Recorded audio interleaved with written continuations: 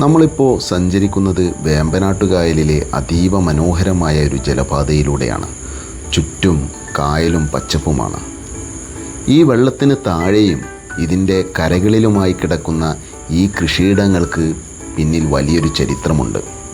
നമ്മുടെ കുട്ടനാടിൻ്റെ നെല്ലറി എന്ന് വിശേഷിപ്പിക്കുന്ന 6 കായൽ ബ്ലോക്കുകൾ, 6 ബ്ലോക്ക്, ചിത്തിര ബ്ലോക്ക്, മാർത്താണ്ഡം ബ്ലോക്ക്, പാതിരാമണൽ. ഇതൊരു സ്വാഭാവിക ഭൂപ്രകൃതിയല്ല. മനുഷ്യൻ്റെ വിയർപ്പും കഠിനാധ്വാനവും കൊണ്ട് കായൽ നികത്തി ഉണ്ടാക്കിയതാണ്. ഇതിൻ്റെ പിന്നിൽ പ്രവർത്തിച്ച മാസ്റ്റർ ബ്രെയിൻ ആരാണ്? അതാണ് കായൽ രാജാവ് എന്നറിയപ്പെടുന്ന എം.ഒ. പൗലോസ്. ബ്രിട്ടീഷ് ഭരണകാലത്ത് ആഴമേറിയ ഈ കായലിൽ നിന്നും വെള്ളം വറ്റിച്ചെടുത്ത് കൃഷി ചെയ്യാൻ സാധിക്കുമെന്ന് ആരും വിശ്വസിച്ചിരുന്നില്ല. എന്നാൽ മുരിക്കൽ ഔസേപ്പ് മാപ്പിള എന്ന ആ ദീർഘവീക്ഷണമുള്ള കായൽ രാജാവ് സാധ്യമാണെന്ന് തെളിയിച്ചു.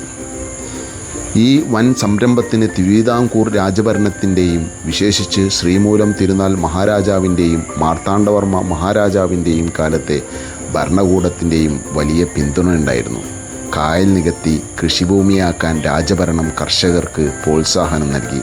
വടക്കൻ പറവൂർ ഭാഗത്തു നിന്നും മണ്ണുമാന്തി യന്ത്രങ്ങളും മറ്റും ഉപയോഗപ്പെടുത്തി കായലിന് നടുവിൽ വലിയ ബണ്ടുകൾ കെട്ടിത്തിരിച്ചു.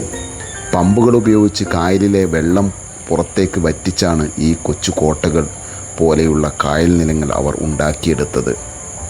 കായലിന് നടുവിൽ തലയുയർത്തി നിൽക്കുന്ന ഈ 6 ബ്ലോക്കുകൾ ഇന്ന് കേരളത്തിൻ്റെ നെല്ലറ മാത്രമല്ല, ലോകമെമ്പാടുമുള്ള സഞ്ചാരികൾ കൗതുകത്തോടെ കാണുന്ന അത്ഭുതം കൂടിയാണ്.